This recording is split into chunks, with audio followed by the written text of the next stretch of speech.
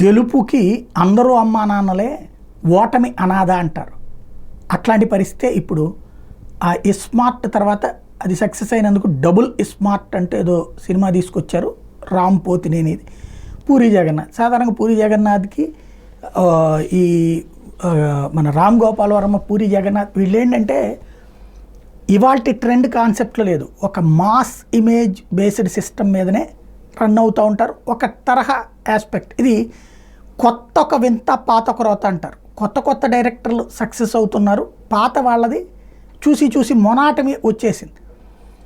అందులో ఇది కూడా అట్లాగే అయింది. అటు రామ్ది ఒక మసిక్యులర్ అంటాం, అంటే మన ఏదైతే శరీరానికి సంబంధించినటువంటి కండలు చూపేటటువంటి వాటికే తప్పించి ఒకప్పటి లవర్ బాయ్ ఇమేజ్ నుంచి ఒక మాస్ హీరో ఇమేజ్ మీదనే తాపత్రయపడుతున్నాడు. పూరి జగన్నాథ్ కూడా అట్లాంటి తరహాలోనే పోతూ ఉండటంతో అది ఫెయిల్ అయితే ఇప్పుడు దానికి రామ్ అభిమానులు, పూరి అభిమానులు ఆలీని దొంగని చేసి చూపెడుతున్నారు. దాన్ని ఇప్పుడు వైరల్ చేసుకొస్తున్నారు.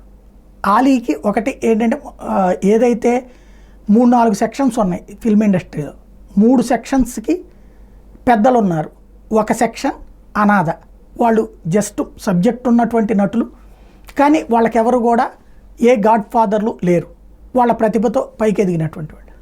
లోపం వచ్చినప్పుడు వీళ్ళని దొంగలు చేయడం అనేది అలవాటు సహజంగా. ఇప్పుడు అట్లాగే ఆలీ వల్లనే సినిమా పోయింది అనేటటువంటి ప్రచారం బిగించేశారు. సాధారణంగా హీరోలకి ఒక బ్యాచ్ ఉంటారు, హీరోల బ్యాచ్ స్ట్రాంగ్ అయితే కనుక ఫెయిల్యూర్కి డైరెక్టర్ని తిడతారు. ఇప్పుడు డైరెక్టర్ మీద కూడా ఇష్టం ఉన్నట్టుంది, అందుకోసం ఆలీని టార్గెట్ చేసుకుంటున్నారు.